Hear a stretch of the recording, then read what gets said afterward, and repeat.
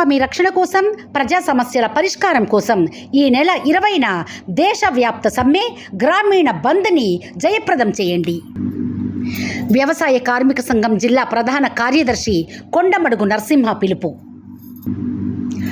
జాతీయ గ్రామీణ ఉపాధి హామీ పరిరక్షణ కోసం 4 లేబర్ కోడ్లకు వ్యతిరేకంగా రైతాంగ సమస్యల పరిష్కారం కోసం ఈ నెల 20న దేశవ్యాప్త సమ్మె గ్రామీణ బంద్ కార్యక్రమంలో వ్యవసాయ కూలీలు, జాతీయ గ్రామీణ ఉపాధి హామీ కార్మికులు, రైతులు, కార్మికులు, అన్ని వర్గాల ప్రజలు పెద్ద ఎత్తున పాల్గొని జయప్రదం చేయాలని తెలంగాణ వ్యవసాయ కార్మిక సంఘ జిల్లా ప్రధాన కార్యదర్శి కొండమడుగు నరసింహ పిలుపునిచ్చారు.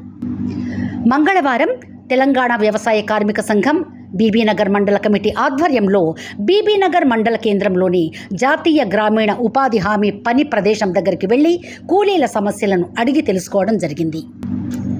ఈ సందర్భంగా నరసింహ మాట్లాడుతూ 2014లో అధికారంలోకి వచ్చినప్పటి నుంచి నరేంద్ర మోడీ బీజేపీ ప్రభుత్వం పారిశ్రామిక రంగంలో, వ్యవసాయ రంగంలో తిరోగమన సంస్కరణలు, విధానాలు అమలు చేసేందుకు ప్రయత్నిస్తున్నారని విమర్శించారు.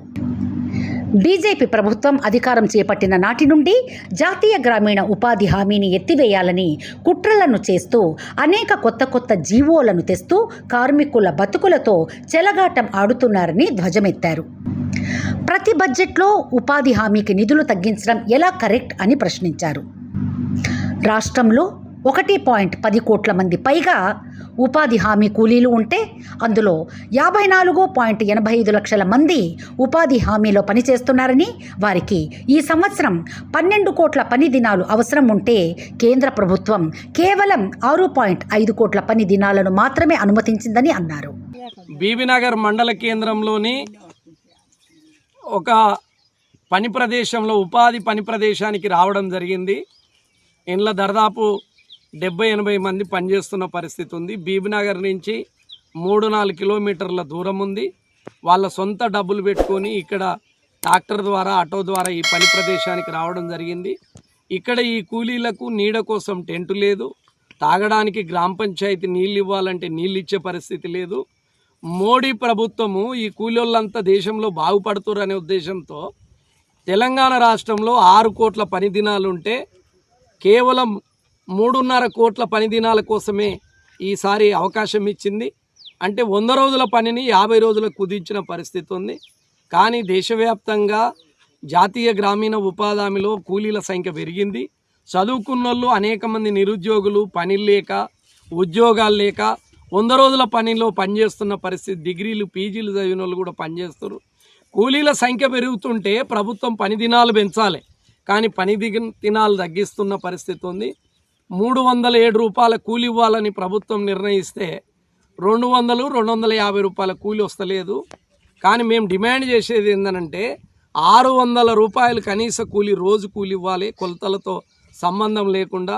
రోజుకు 2 సార్లు ఫోటోలు తీసే పద్ధతి ఎత్తివేయాలి.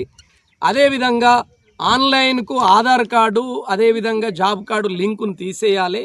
జాబ్ కార్డు ఆపిర్రు, ఇప్పుడు దరఖాస్తు చేసుకుంటే జాబ్ కార్డు ఇవ్వాలి, అది కూడా ఆపిర్రు. వెంటనే దరఖాస్తు చేసుకున్న వాళ్ళకి జాబ్ కార్డు ఇవ్వాలి, పని చూపియాలి. అదేవిధంగా ఈ ఉపాధి పరిరక్షణ కోసం కేంద్రంలో బీజేపీ 10 సంవత్సరాల్లో బడ్జెట్లో రాను నిధులు తగ్గిస్తున్నారు. 2.5 లక్షల కోట్ల రూపాయలు కేటాయించేది ఉంటే 86,000 కోట్ల రూపాయలు మాత్రమే బడ్జెట్లో కేటాయించారు. అంటే దేశంలో ఉపాధి హామీని, ఈ చట్టాన్ని మోడీ ప్రభుత్వం ఎత్తివేయాలనే కుట్ర చేస్తుంది. ఈ కుట్రల్ని తిప్పికొట్టి 20 నాడు దేశవ్యాప్తంగా గ్రామీణ బంధు, సమ్మె, హర్తాల్ ఉంది. దీనంతా జాతీయ గ్రామీణ ఉపాధి కార్మికులు జయప్రదం చేయాలని, 30 నాడు ఉపాధి కార్మికుల సమస్యల కోసం కలెక్టర్ ఆఫీస్ ముంగడ ధర్నా ఉంది. ఈ ధర్నాలో పాల్గొనాలని తెలంగాణ వ్యవసాయ కార్మిక సంఘం యాదాద్రి భువనగిరి జిల్లా కమిటీ తరపున జాతీయ గ్రామీణ ఉపాధి హామీ కార్మికులందరికీ విజ్ఞప్తి చేయడం జరుగుతూ ఉంది.